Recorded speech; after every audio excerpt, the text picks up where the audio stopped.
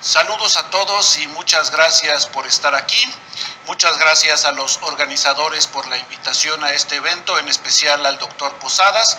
En esta ocasión vamos a hablar de los aspectos más importantes del labetalol en los estados hipertensivos del embarazo.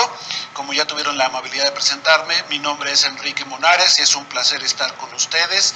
Hay conflictos de interés en esta plática, pero como dijo Sócrates, yo soy amigo de Platón, pero soy más amigo de la verdad. Además que nunca he tenido que mentir por un amigo, especialmente en cosas de fisiología o estadística.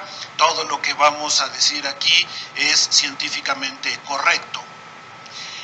Quiero resaltar el hecho de que en México el 25% de los casos de mortalidad materna son consecuencias de enfermedad hipertensiva relacionadas al embarazo, y esto es una de las 3 principales causas de mortalidad en México.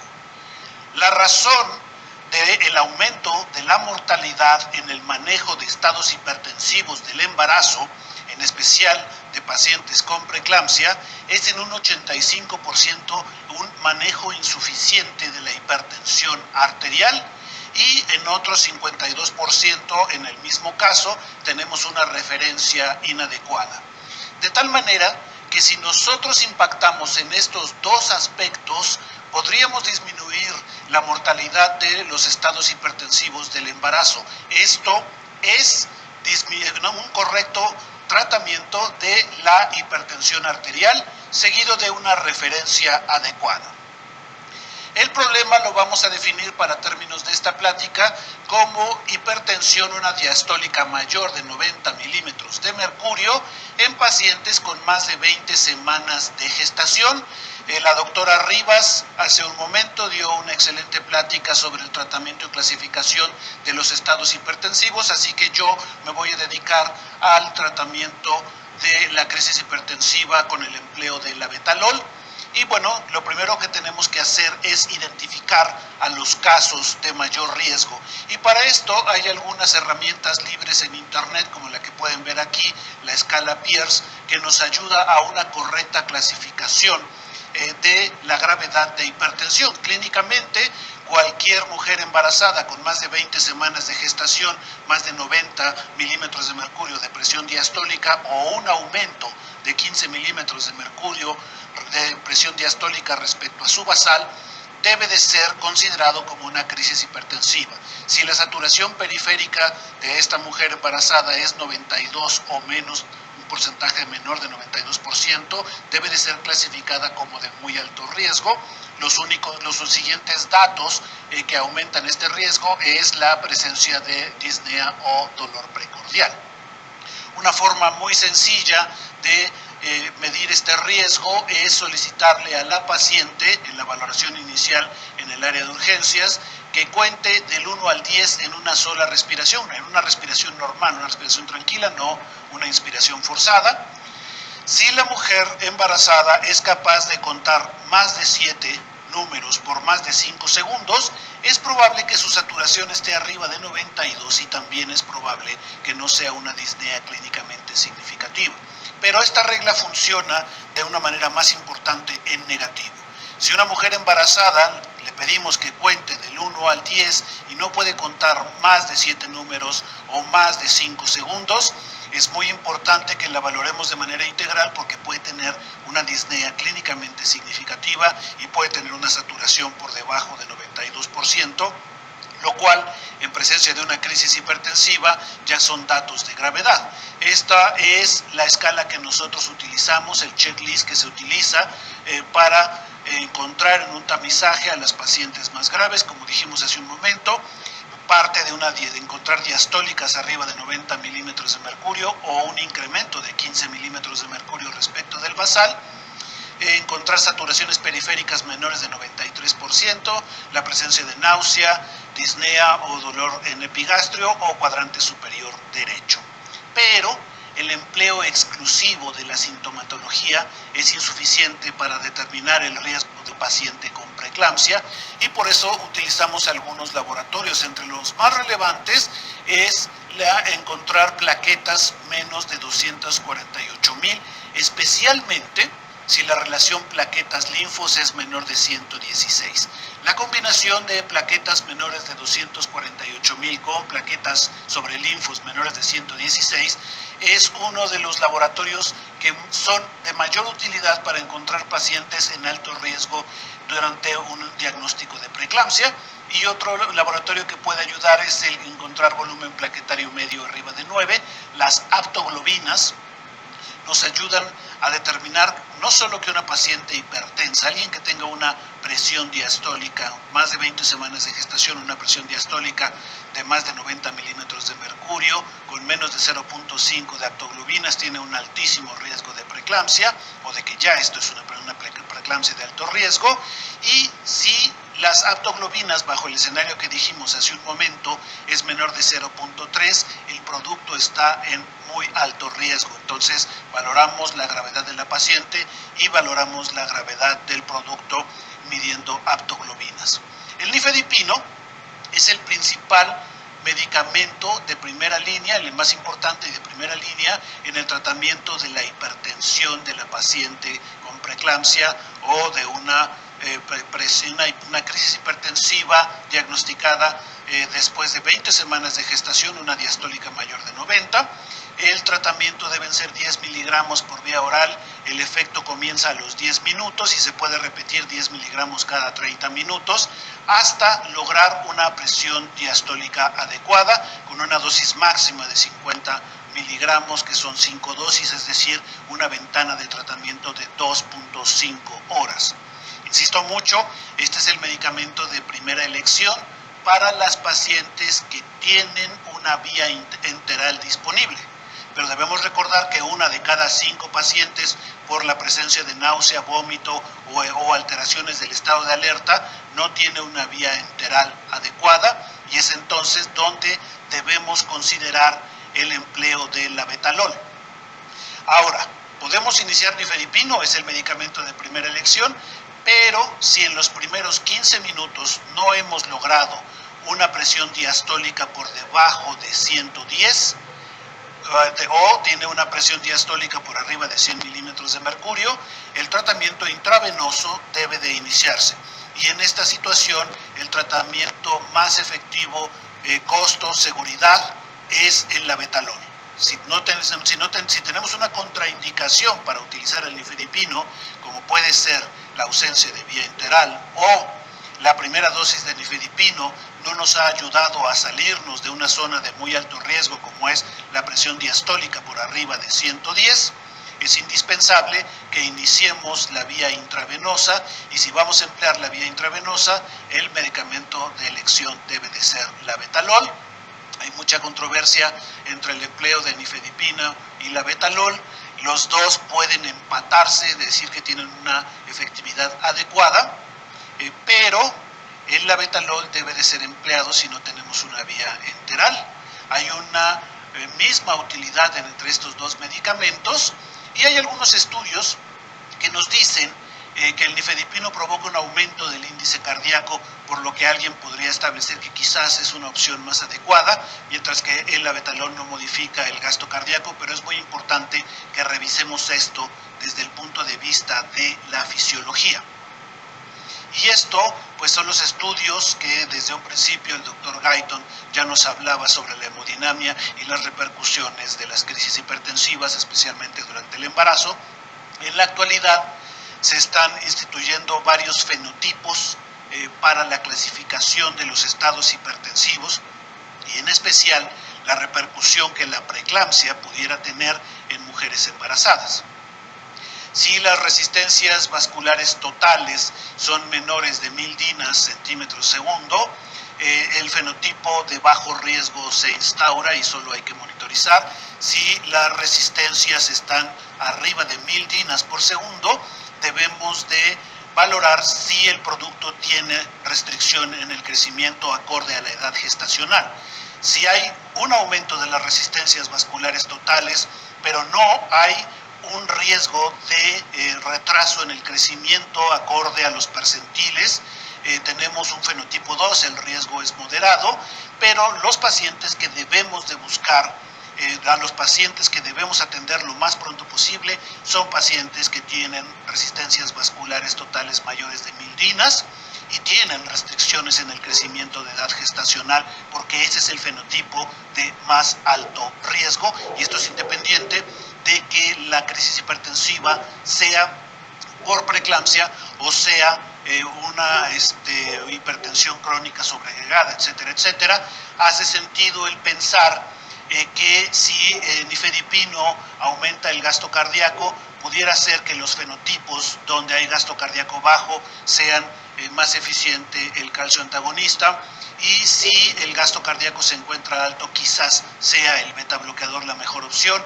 Esto es una teoría, todavía no se ha corroborado, hace un sentido fisiológico, pero lo más correcto es buscar la reactividad cerebral. Y aquí hay un importante cambio entre la betalol y nifedipino. Como todos ustedes ya saben, la crisis hipertensiva por la preeclampsia o cualquier crisis hipertensiva de una diastólica mayor de 90 milímetros de mercurio va a ocasionar cambios a nivel de la reactividad cerebral, de la presión de perfusión cerebral, y entre más altos son estos cambios, mayor es el riesgo de convulsión, mayor es el riesgo de eventos vasculares cerebrales.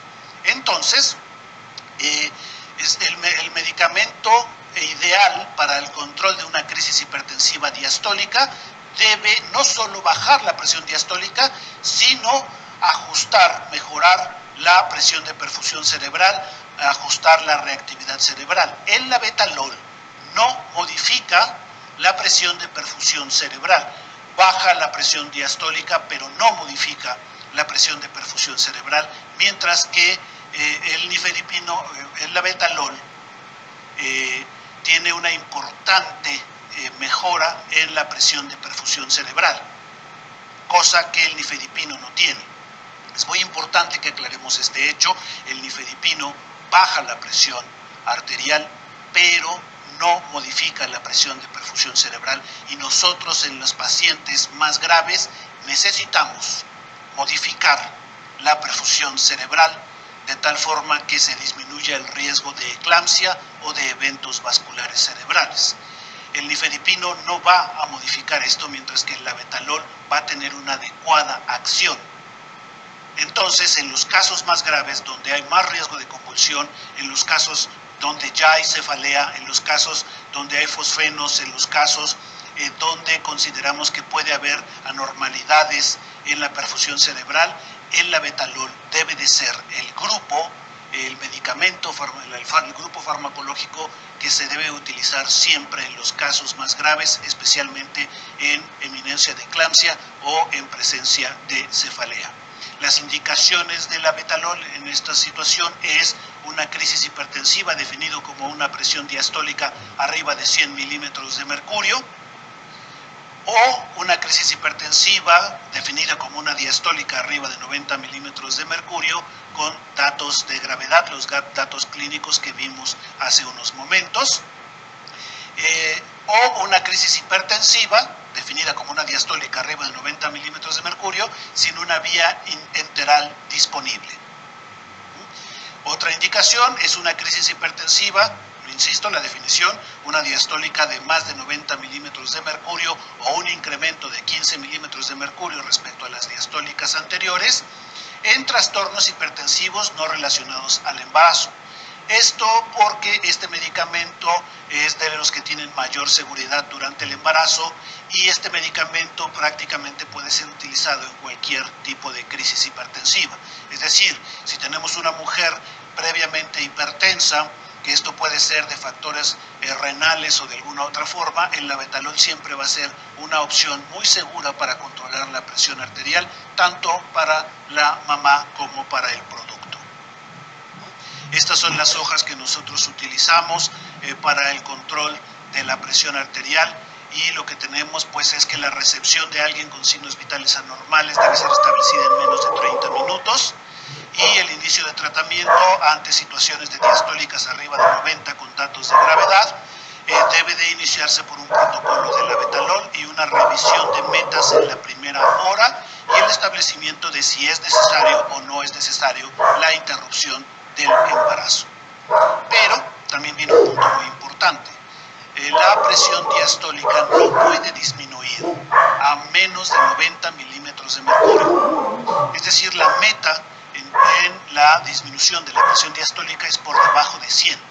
Y si nosotros disminuimos abruptamente la presión diastólica por debajo de 90, hay un riesgo muy importante de que esa disminución afecte la presión de perfusión cerebral, la vasoreactividad cerebral, y eso podría tener severas consecuencias para la vida de la madre y para el producto. Entonces debemos recordar, la presión diastólica debe disminuir de 100, pero no debe disminuir de 90 en los momentos de urgencia, en las primeras horas.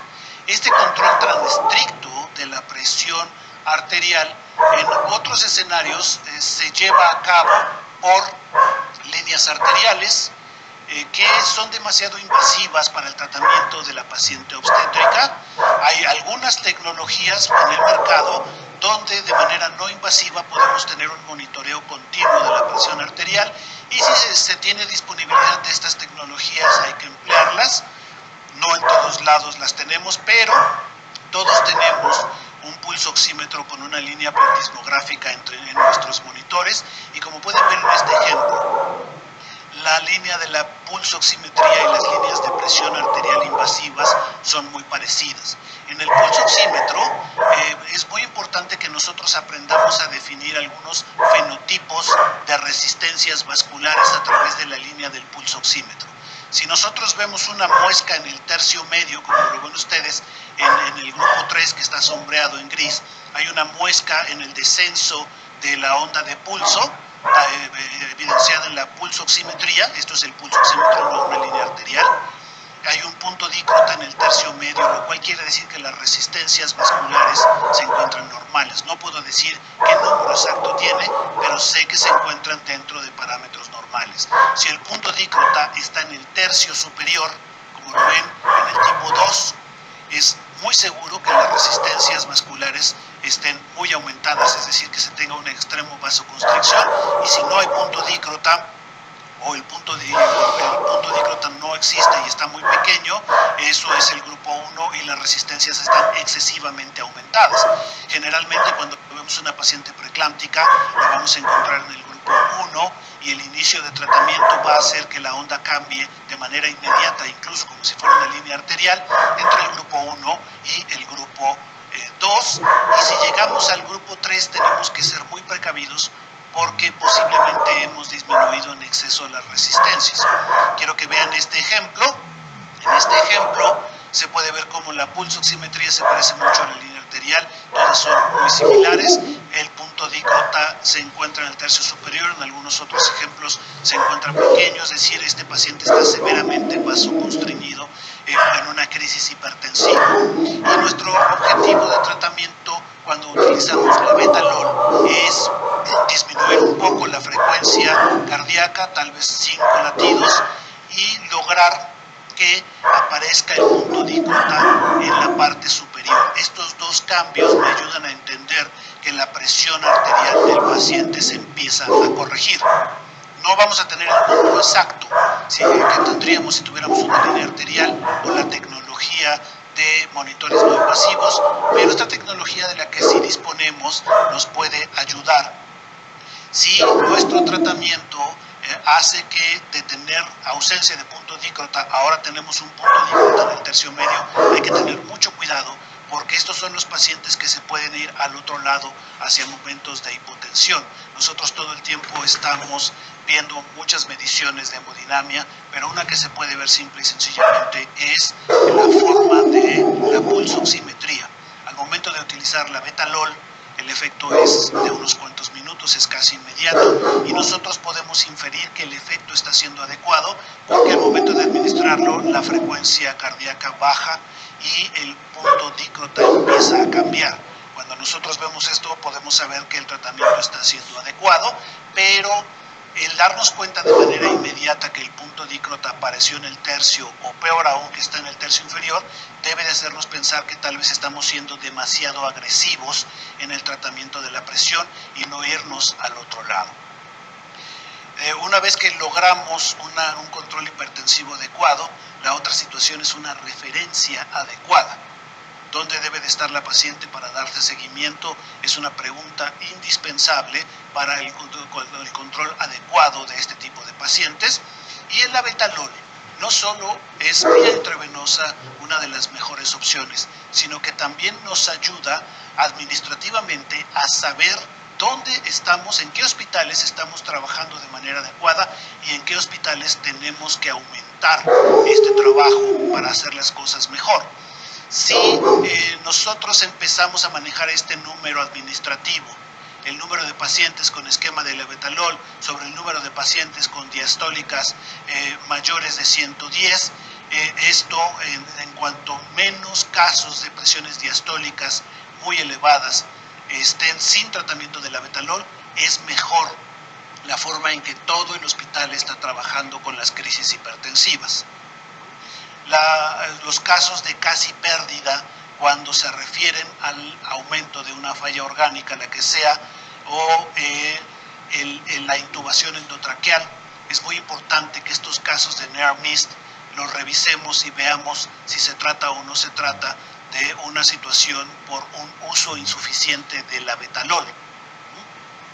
Los reportes de caso near missed, que son los casos casi pérdida por cada 1000 nacidos vivos, debemos de clasificarlos en cada una de las 3 grandes rubros de muerte materna directa, preeclampsia o crisis hipertensiva, hemorragia, sepsis, y los casos de preeclampsia debemos de clasificarlos en aquellos que no recibieron sulfato de magnesio y en aquellos que no recibieron medicamento intravenoso una vez que se estableció que son casos de gravedad o que no hubo una respuesta adecuada en los primeros 30 minutos de los tratamientos vía oral, o que no se administró un medicamento intravenoso una vez que se determinó que la vía enteral no era útil.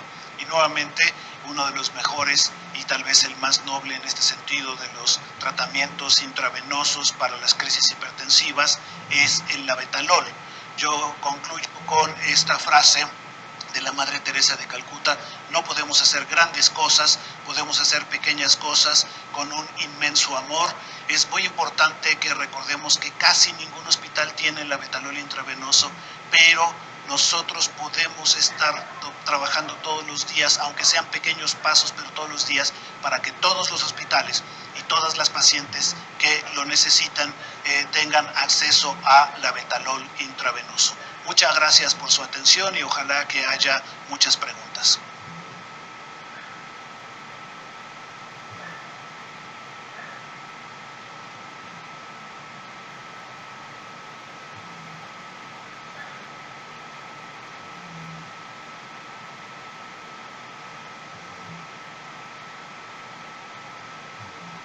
Muy bien, me dicen que hay varias preguntas, lo cual me da mucho gusto.